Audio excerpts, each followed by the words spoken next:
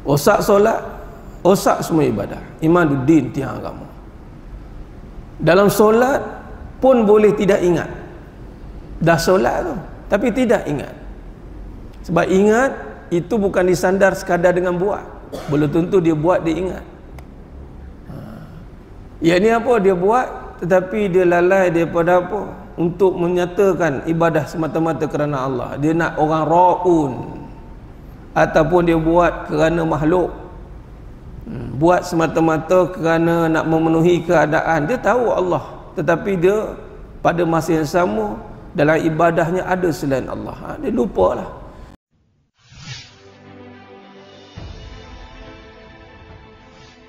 Sidang jemaahnya ni muliakan Allah Subhanahu wa taala. Mudah-mudahan kita semua tergolong dalam golongan hamba-hambanya yang benar-benar bersyukur. Amin ya rabbal alamin. Alhamdulillah, pada malam yang penuh barakah ni kita berada pada malam Sayyidul Ayyam, Yaumul Jumu'ah, penghulu bagi segala hari. Perbanyakkan selawat dan salam ke atas junjungan mulia Nabi Muhammad sallallahu alaihi wasallam. Nabi sallallahu alaihi wasallam mengajarkan kita satu doa yang mana kalau kita amatinya baik-baik, doa ini sangat penting kerana akan menentukan kedudukan kita ni. Pertama, ingat. Yang kedua, syukur. Dan yang ketiga, mampukah kita memperbaiki amalan kita. Nabi SAW ajar kita satu doa, Allahumma a'inni ala zikrika wa syukrika wa husni ibadati. Nabi SAW mulakan doa itu dengan Allahumma a'inni, yakni pertolongan, mohon pertolongan, isti'anah. Pertolongan untuk apa? Yang pertama dan yang utama. Kalau kita gagal yang ini, maka yang kedua dan ketiga gagal. Apa dia? Ingat kepada Allah. Ingat kepada Allah Subhanahu wa taala. Ini misi ataupun modus operandi hidup kita. Yang utama, ingat kepada Allah. Maka ingat ini mestilah didahului dengan buat. Dengan buat bagaimana? Buat yakni usaha kita memohon kepada Allah Ta'ala, berdoa kita. Buat dengan nada tangan kita berdoa kepada Allah. Pertolongan yang mesti kita panjatkan kepada Allah SWT itu adalah, tolong ingatkan aku ya Allah tentang Engkau. Dalam ibadah khusus, yakni solat, itu ibadat yang utama jemaah sekalian. Rosak solat, rosak semua ibadah. Imaduddin, tiang agama. Dalam solat pun boleh tidak ingat. Dah solat tu, tapi tidak ingat. Sebab ingat itu bukan disandar sekadar dengan buat. Belum tentu dia buat dia ingat. Ya ni apa dia buat, tetapi dia lalai daripada apa? Untuk menyatakan ibadah semata-mata kerana Allah. Dia nak orang ra'un, ataupun dia buat kerana makhluk, buat semata-mata kerana nak memenuhi keadaan. Dia tahu Allah, tetapi dia pada masa yang sama dalam ibadahnya ada selain Allah. Dia lupalah. Sebagai contoh, kalau kita lihat dalam perbahasan kita pada malam yang penuh barakah ni, muka surat 46, tajuk hakikat yang ada. Dalam membahaskan hakikat kehidupan ini, merujuk kepada perbahasan hakikat yang ada. Ini jelas merujuk pada perbahasan ini sifat 20 ni. Hakikatnya ada, tapi kita bahas pada kehidupan.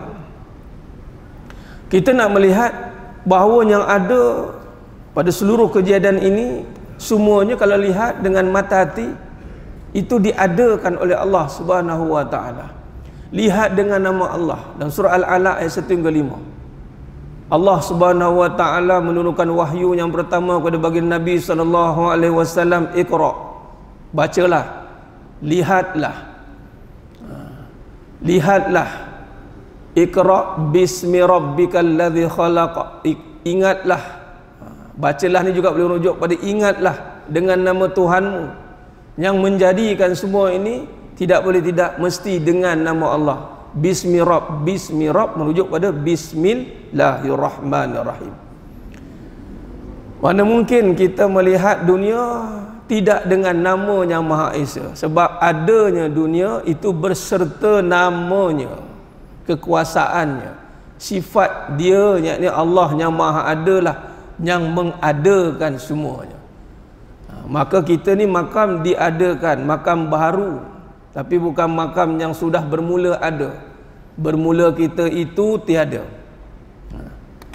Dalam bab ni jemaah sekalian, dalam surah 46 ni membahaskan, kalau kita perdalami tentang hakikat yang ada ni, ianya adalah satu seruan yang menyeluruh untuk menyeru menggunakan pandangan apa untuk melihat hakikat yang ada ni. Ini pandangan mata hati.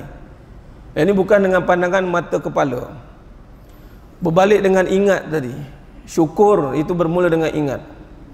Ada orang dia melihat tetapi dia tidak ingat. Bagaimana melihat tapi tidak ingat? Sebagai contoh, telinga. Dalam surah As-Sajdah ayat 9. Summa sawwahu wa nafakha fihi min ruhi wa ja'alakumus sam'a wal absara wal af'idah qalilan ma tashkurun. Allah tiupkan roh, kemudian Allah jadikan sama' basar, yakni mendengar dan melihat. Sama' basar dan afidah merasai. Qalilan ma tashkurun, sangat sedikit hambaku yang ingat kepada aku. Bagi contoh telinga. Berapa ramai orang tengok telinga tapi dia ingat bahawa Allah yang bagi dia mendengar dengan telinga. Itu bukan dia mendengar dengan telinga, tapi dia mendengar dengan, bahasa mudah, mendengar dengan Allah lah. Bukan mendengar dengan telinga. Kalau mendengar dengan telinga sifatnya pekak, mata sifatnya buta. Tapi dengan telinga pun ramai orang lupa yang mendengar tu bukan sifat telinga.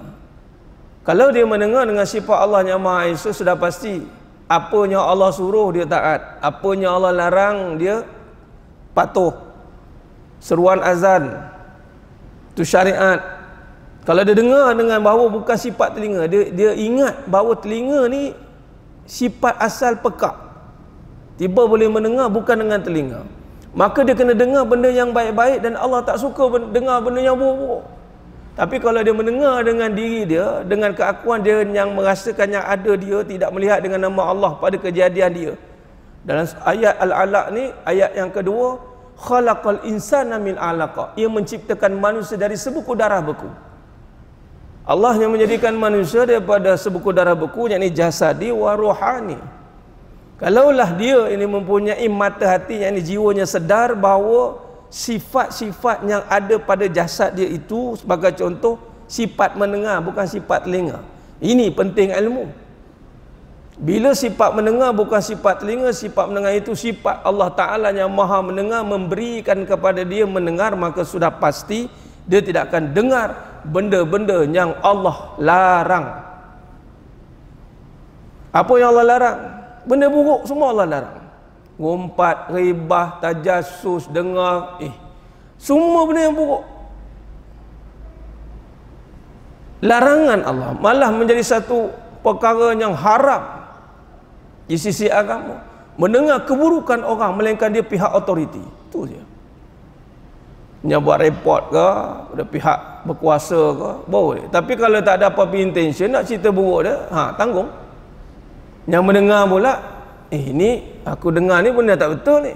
Walaupun betul tapi itu buruk. Allah tak suruh dengar benda yang buruk. Allah suruh dengar tentang suruhan dia. Ni hati-hati jemaah sekalian. Dalam agenda akhir zaman ni banyak salah guna telinga. Allah suruh dengar benda yang baik, dia pergi cari benda yang buruk. Hati-hati. Ini yang berlaku apabila manusia itu tidak melihat yang ada sebenarnya siapa. Yang ada itu maha kuasa Allah SWT. Bila Allah yang maha ada, sudah pasti dia mula berjaga-jaga dengan segala apa yang Allah adakan padanya, yang asal bersifat tiada. Aku tak mau dengar benda-benda yang aku tak mau lah. Wallahu alam. Kalau betul jadi ngumpat, kalau salah jadi fitnah. Nak cerita apa? Kiri kanan kena. Kalau betul jadi ngumpat. Ngumpat dahsyat jemaah sekalian. Allahu Akbar. Dosa dia mari kat kita. Dosa dia mari kat kita. Pahala kita mari kat dia. Trade action. kerugian yang amat nyata, muflis dunia akhirat. Kau tahu dia buat jahat? Aku tak tahu. Tak tahu. Dia buat jahat gini cerita. Dia cerita tentang jahat orang tu, dosa orang tu bubuh kat tukang cakap. Kalau dia dengar, share sekali. Pahala tahajud dia, pahala datang masjid dia, kalau datanglah. Tapi orang-orang macam ni bukan jenis yang kalau betul dia jaga surah Allah, dia tak buat kerja macam ni, sebab sia-sia pahala dia. Takkan dia kata nak free bagi pahala tu, panggil pahala kering, free bagi ke orang. Sebab tu jangan, telinga ni memang yang ada hanya kebesaran Allah. Nak dengar tentang Allah, telinga ni nak dengar tentang Allah, selain Allah tak mau dengar. Sepatutnya dengar buruk, Allah ada, Allah Maha Pengampun. Habis kita. Sebab kita tidak dipertanggungjawabkan atas keburukan orang. Itu sajalah. Dengan yang buruk. Yang baik-baik banyak lagi tak habis cerita gini. Tapi itulah amarah bisu, nafsu ni banyak mengajar pada keburukan. Hati-hati cuma sekalian. Bila melihat suatu perkara yang ada sepatutnya, kalau betul hakikat kita sampai kepada makam, kita mengaji, kita belajar, kita beramal sungguh-sungguh ni, kita ringkaskan perbincangan ini. Kalaulah seorang itu mencapai martabat melihat dengan nama Allah, kalau dia nampak buruk orang, dia nampak Allah je yang ada. Bila sebut Allah yang ada, buruk orang itu dia nampak dengan keampunan Allah. Dia tak nampak selain Allah, dia tak panik dengan buruk orang. Kalaulah begitu, Nabi SAW lah pertama yang kena hadapi buruk perangai orang. Macam mana Nabi SAW nak berdakwah bermula dengan Nabi je? Dengan Sayyidina Umar Khattab radhiyallahu anhu datang nak membunuh Nabi. Agak-agak apa yang Nabi nampak? Kalaulah selain Allah yang ada, buruk semua jemaah sekalian. Sebab selain Allah semuanya buruk. Hanya Allah saja yang baik. Siapa berani kat sini mengaku David dah ada baik? Mari, contohkan. Tak ada. Malah kalau pergi haji contoh, Allah takdirkan saya, alhamdulillah, hazam min fali rabbi, dengan isteri Tuan Nazir kita, alhamdulillah, jumpa kat airport, tapi kat sana tak jumpa. Alhamdulillah. Allah takdirkan saya kena baca khutbah Arafah. Dekat maktab saya tu, maktab 57, saya baca khutbah satu je. Saya cakap satu, saya suruh kat diri saya lah, siapa yang datang hari ni, saya cakap, yang datang bawa pahala, confirm datang bawa pahala, bagi tahu. Wallahi datang semua bawa dosa. Dan kerana itu hari Arafah, hari keampunan. Tak ada seorang pun dabik dada datang bawa pahala jumpa Allah. Tak usahlah nak dabik dada kata aku ada pahala jumpa Allah. Siapa datang bawa pahala jumpa Allah, sebenarnya datang bawa dosa. Siapa datang bawa dosa kepada Allah, dia akan dapat keampunan Allah. Bawa dosa, memang sebab ada dosa lah jumpa Allah. Kita nampak orang buat dosa, contoh bukan kita lah, pasti dua berdengung. Dia ni dosa buat solat juga ada. Kita kena jawab, sebab dosa lah dia kena solat, sebab dia dosa lah dia kena buat baik. Sebab nak jumpa Allah ni, Allah je yang akan menghapuskan semua dosa. Kalau dia berhenti buat baik, macam mana Allah nak ampunkan dosa dia?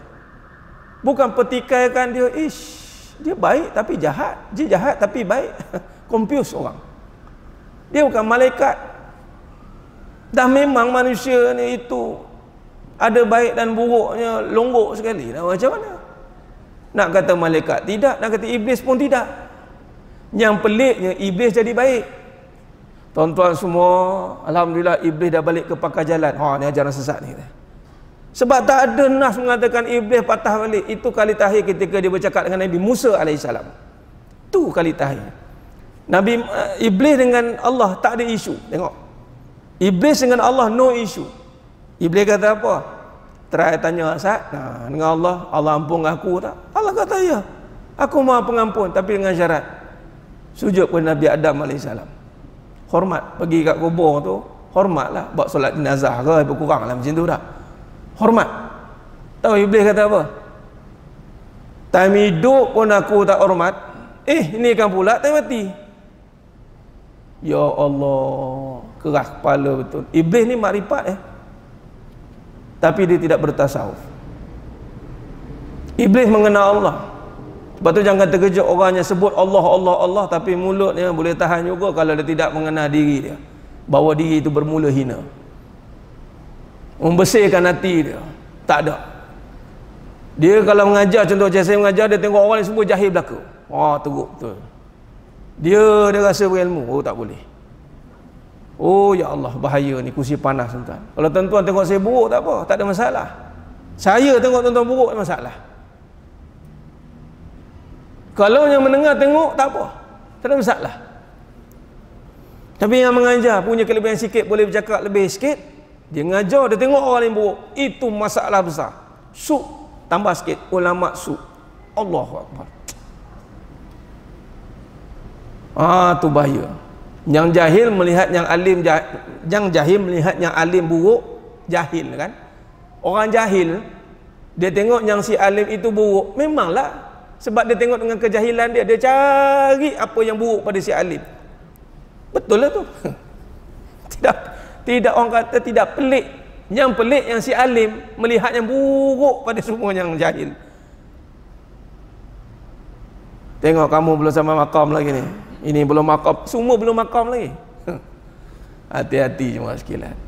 Melihat dengan Allah tu yang ada hanya Allah. Melihat dengan keampunan. Macam mana tuan-tuan? Kalau kita ditakdirkan untuk memegang pikul dakwah, bagaimana Nabi dan sahabat dan ulama salafus salih, semua tabi'in yang datang semua ni tuan-tuan, contoh yang datang semua cerita pasal dosa masing-masing. Agak-agak kuat ke jantung kita nak dengar? Hati kita, seorang cerita dosa, seorang cerita je, kita luap dengar. Rasanya kalau nak duduk dengan kita ni kena malaikat semua agak. Datang, memang dia akan datang dengan kesalahan dia, kesusahan dia, kejahilan dia, tapi kita melihat dengan Allah. Dalam Riyadhus Shalihin, cerita yang sahih, yang ma'ruf semua, pembunuh 99 akhirnya genap 100 kan. Tengok ulama yang kedua ni, ialah ulama yang pertama dah dapat balasan, walaupun dia ulama, tapi dia melihat dengan cara begitu, dia mendengar dengan keburukan itu, maka pancunglah dia.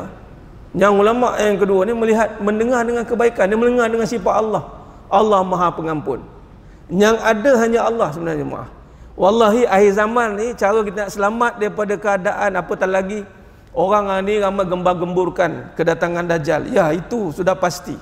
Tapi sebenarnya Dajjal itu bermaksud membohong. Bagaimana kita nak hadapi pembohongan, fitnah, keburukan? Yang baik dikatakan buruk, yang buruk dikatakan baik. Caranya adalah tengok dengan Allah. Habis cerita. Kau tahu je mah dia ni buruk, ya Allah. Apa masalah dia buruk? Apa masalah kau? Yalah, masalah kau lah yang buruk. Aku tak ada masalah, Allah ampunkan dia. Aku doa supaya Allah ampunkan dia. Apa masalah? Apa masalah kita? Mereka kita ada agenda yang buruk untuk menjatuhkan dia. Itu je lah. Maka AKA adik-beradik iblis lah.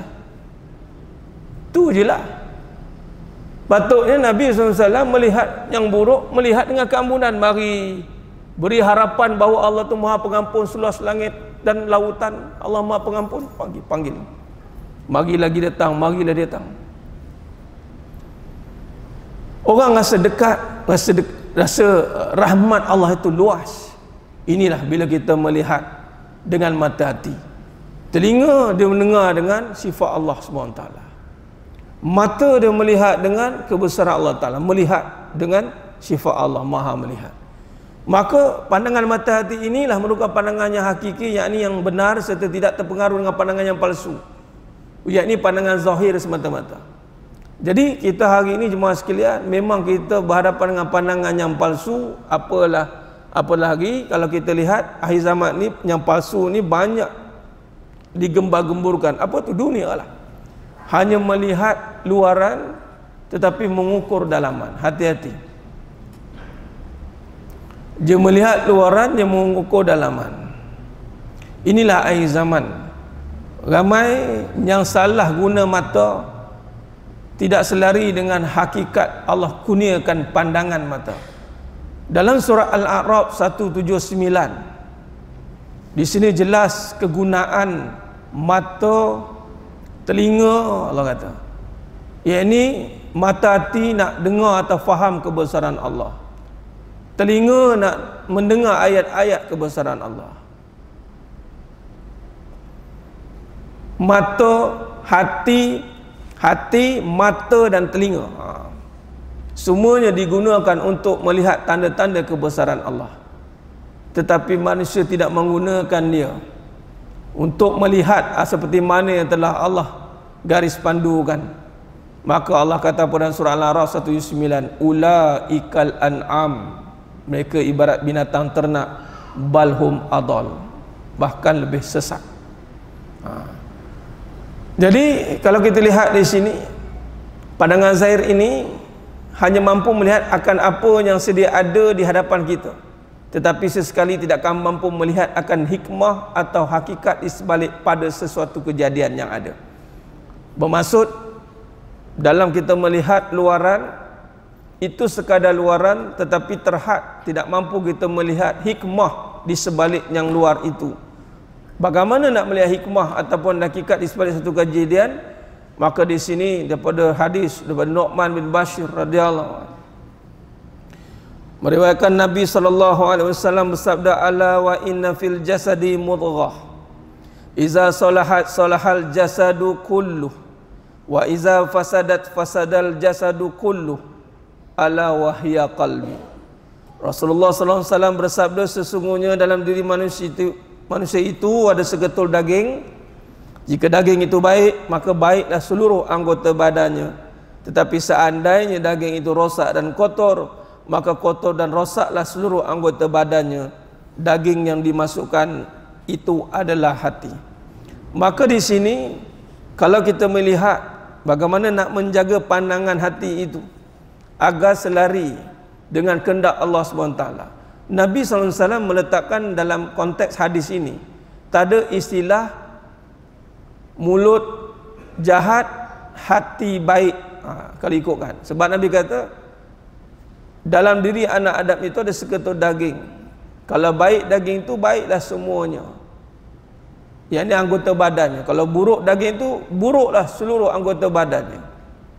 Maka tak ada istilah mulut jahat, hati baik. Habis Ustaz, kalau dia mulut dia baik tapi sebenarnya hati dia jahat, itu menunjukkan apa? Munafik lah. Dia mulut dia baik, tapi hati dia jahat, munafik. Iza hadasa kazaba. Habis itu mulut dia jahat, ada sahih lah hati dia. Kata tadi tak boleh ukur luaran. Memanglah kita tidak boleh ukur luaran, tetapi dalam berkenaan perkara ini sudah ada garis panduan. Sudah ada garis panduannya. Maka seluruh anggota badannya akan jadi baik kalau hatinya baik, seluruh anggota badannya akan jadi buruk kalau hatinya buruk. Di sini jelas dia selari. Maka ketika kita belajar nak berkata yang baik, maka kita perbetulkan hati juga. Dia kena selari. Selarikan dengan hati. Kalaulah hati dia itu baik tetapi berkata buruk, maka tidak betul. Sebagai contoh, mulut itu umpama pintu. Ketika dibukakan pintu, maka keluarlah bau yang tidak enak, aroma yang tidak bagus. Bermaksud bukan pintu itu saja yang busuk, sebenarnya di dalamnya ada sesuatu yang lebih busuk sebenarnya. Kalau buka pintu sudah bau, masuk dalam lebih dahsyat baunya. Rupanya ada bangkai yang sedang mati dah lama, dah terbiar dalam tu. Kalaulah buka itu wangi tapi hati dia busuk, mata dalam busuk, tapi bila wangi tapi sekejap masuk busuk. Bermaksud orang yang berpura-pura berkata yang baik, contoh, tidak dari hati, lama-lama terkeluar juga perkataan buruk dia. Sebab tu hakikat yang ada ni mesti dijaga. Sebab apabila nak menjaga perkara ini, maka kita kena meletakkan seluruh perbincangan kehidupan ini yang ada itu hanya Allah SWT yang menjaga seluruh perbuatan kita, melihat perbuatan kita, barulah boleh seiringan di dalam dan di luar. Kalau kita tidak meletakkan, merasakan Allah hanya maha ada itu, ataupun martabat ihsan, maka tidak akan mencapai perbincangan ini jemaah sekalian. Maka dimulakan lagi dengan bacalah dengan nama Tuhanmu pada segala kejadian. Melihat di sini, bila kata melihat sesuatu itu dengan nama Allah, itu membantu kita untuk menjaga hati dan lisan. Ini kaedah yang kita boleh aplikasikan, kita boleh amalkan. Sebagai contoh, melihat dengan nama Allah yang Maha Pengampun pada segala kejadian. Sekiranya terlihat di akan satu kejadian yang buruk, yakni perbuatan-perbuatan yang bersalahan dengan kehendak agama, pertama dari sudut hukum salah. Tetapi di sudut hati kita melihat itu tetap dengan nama Allah yang Maha Pengampun, dengan pandangan yang baik, tidak memburukkan. Kadang-kadang kita melihat kejadian yang buruk, kemudian tidak melihat dengan Allah yang Maha Ada, maka dia akan memburukkan lagi keadaan itu. Bagi contoh, ada satu kes jemaah sekalian, mak dia ini mengadu tentang sikap anak dia. Ini perbincangan ini hanya akan dapat dalam perbincangan kehidupan, hakikat kehidupan. Kalau kita tidak memperhalusinya, kita akan panik nak menjawab soalan ni. Tuan-tuan, bagaimana tuan-tuan nak jawab soalan? Seorang mak datang, dia kata dia ngadu tentang anak dia, anak ni baik, dah janan berkecil baik, sampailah besar, dah 18 tahun umur, dah nak pergi sambung belajar. Tapi dia dapat tahu satu perangai buruk anak dia dan dia sangat terkejut jemaah sekalian. Anak lelaki, dan anak dia excellent dari segi subjek agama ni dengan dia sekolah, dua-dua sekali. Azan, kita pergi azan.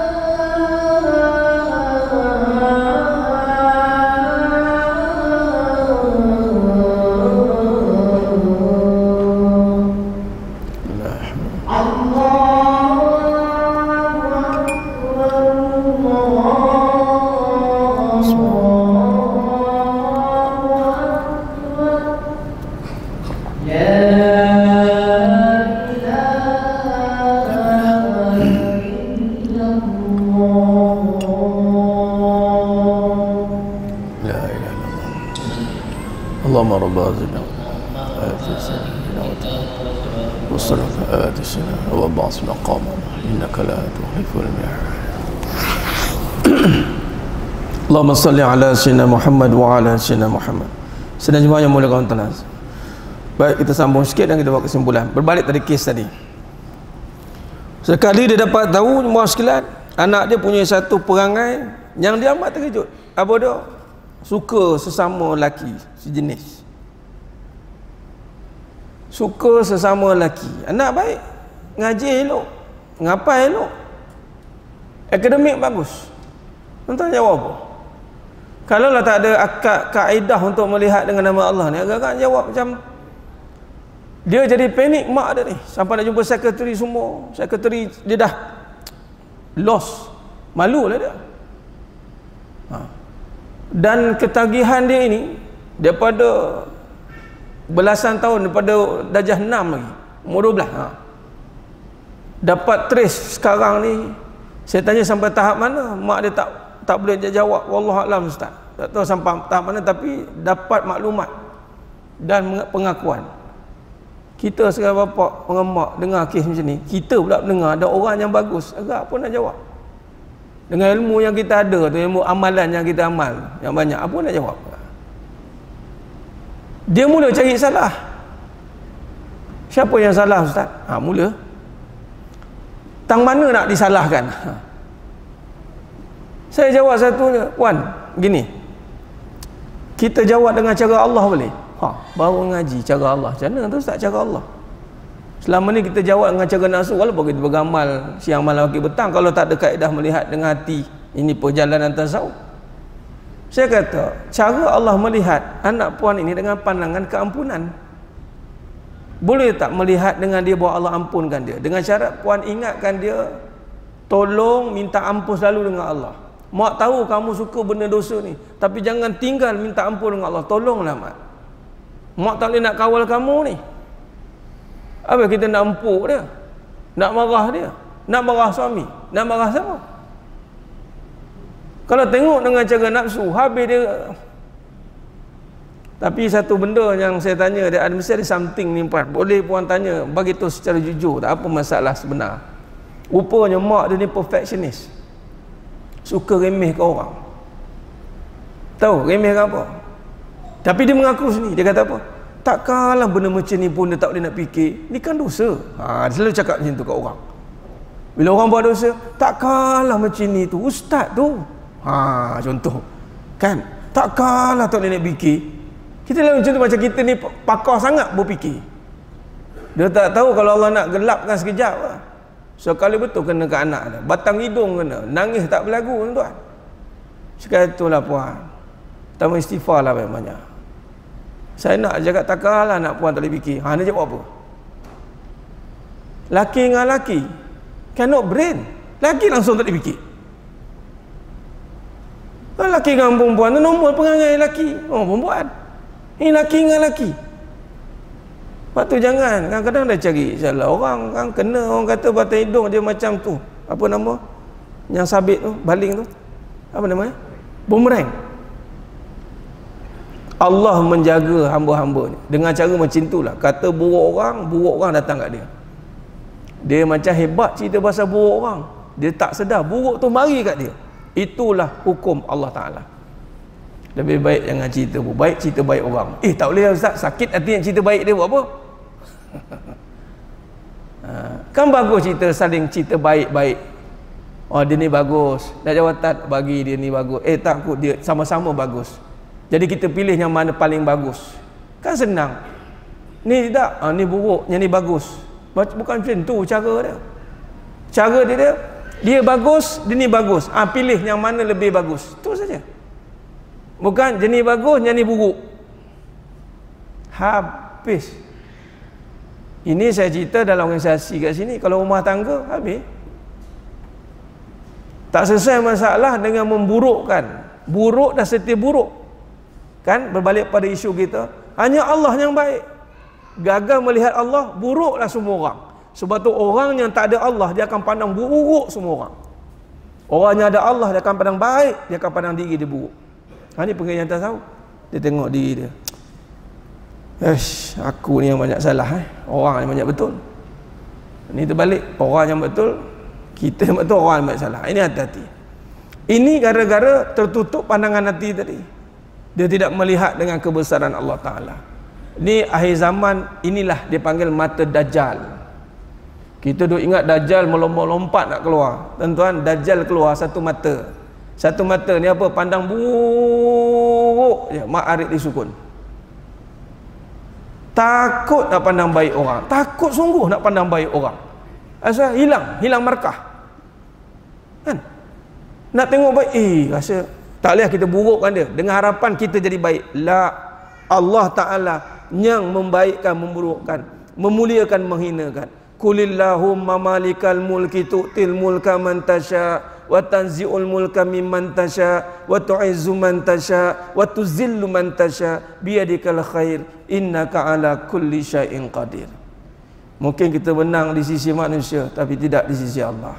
Menang dengan cara memburukkan orang, maka Allah Ta'ala memegang keaiban kita. Allah, setakat orang yang buka tidak jadi isu, tapi kalau Allah yang buka, siap hukuman sekali datang. Orang kalau buka setakat tu dia kata lah, dia bubur, dia penat, dia diam. Tapi kalau Allah yang buka, setiap dengan pendakwaan sekali. Buka kesalahan, hukuman. Ya Rabb, takutnya bila Allah buka kesalahan kita di yaumul mahsyar, itu yang lebih dahsyat dan takut. Kerana di sana bila Allah buka kesalahan kita, tiada ampun lagi. Biar ditutup dari dunia lagi, bila di akhirat pun dah ditutup, tidak dibacakan pembicaraan kesalahan. Itu sebenarnya ditutup. Baik, jadi kesimpulan, satu seruan melihat dengan yang maha ada, yakni Allah, untuk melihat kembali segala kejadian alam dan kehidupan ini dengan menggunakan sifat dan nama kekuasaan Allah. Sifat, kalau pengaji bab wujud, sifat wujud Allah. Jadi jangan panik. Macam tadi dengan mak tadi itu, saya kata jangan panik puan. Sekarang ni Allah yang ada, Allah Maha Pengampun. Orang lain reti nak cari salah, menyalahkan anak puan, nak merendahkan dengan kita sekali kena. Puan yakin Allah ada Maha Pengampun. Ingatkan anak, mat, kau buat dosa, mak tahu. Kau dah ketagih dengan benda ni kan, mak tahu. Allah lebih tahu. Jawab begitu. Tapi satu benda mak nak minta kamu satu buat, minta ampun dengan Allah setiap kali kamu buat dosa. Jangan kita ingat gitu dah. Kita cakap jangan buat dosa. Macam anak tu maksum. Kita kata setiap kali buat dosa minta ampun, mak, tolonglah. Jangan sampai kamu buat dosa kamu tak minta ampun dengan Allah. Keras hati kamu. Dia dengar macam tu, memang boleh buat dosa tapi dia minta ampun. Lembut hati dah. Tu cara dia. Bukan kata restrict, jangan buat dosa. Bila kita kata jangan, belum tentu dia tak buat. Tapi setiap kali kamu buat, ingatlah Allah Maha Pengampun, dan Allah juga Maha Menghukum. Dua-dua ada sekali. Kamu fikir dengan fikiran yang waras. Setiap kali kita manusia, dua-dua serampang kena sekali, barulah dia punya satu keluasan. Sayangnya Allah, dalam malu dia sendiri. Setiap kali buat dosa minta ampun, malu dia. Malu. Itu Nabi kata, kalau buat biar dia solat. Dia jahat, biar dia solat. Sebab dah solat keampunan. Dan sekali dia tinggalkan kejahatan. Sebab datang rasa malu. Sebab Allah tiupkan rasa malu itu. Malu dia nak buat dosa. Bukan kata tak malu ke dengan orang. Jangan cakap macam tu. Tak malu ke dengan Allah. Kalau tak malu dengan orang tu, dia buat. Tengok konten. Dia cabar orang lagi ada. Aku buat ni dapat duit jangan main. Cakap apa tuan? Kita cakaplah malulah dengan Allah. Tu je. Kau tak malu dengan aku, malu dengan Allah lah. Tu je paling penting. Baik, dari kata lain, dengan seluruh kejadian alam ini adalah hanya sebagai tanda-tanda kekuasaan Allah yang menyatakan sifatnya pada segala kejadian. Segala yang nyata dilihat tidaklah terjadi, tidak mampu ada sekiranya tidak ada kerana sifatnya yang maha berkuasa atau yang maha mengadakan segala sesuatu. Kita sambung lain pada perbahasan ini. Maksud kata apa? Kita ada sudah pandang yang menguatkan hati. Tak usah panik dengan apa saja yang berlaku. Lihatlah dengan hakikatnya ada. Allah ada pada segala situasi yang sentiasa membantu hamba-hambanya. Kalau bahas dalam surah Al-Hadid ayat 3, lagi orang kata nampak bulan depan insya-Allah. Tadi saya tertinggal kabel dah. Bulan depan saya akan masukkan perbahasan. Saya masuk surah Al-Hadid ayat 3. Termasuk dengan perbincangan hakikat yang ada. Pakai kabel boleh pakai skrin, boleh tulis balik. InsyaAllah itu saja. Mohon ampun maaf daripada saya atas kekurangan, kata-kata itu kurang bicara dalam penyampaian.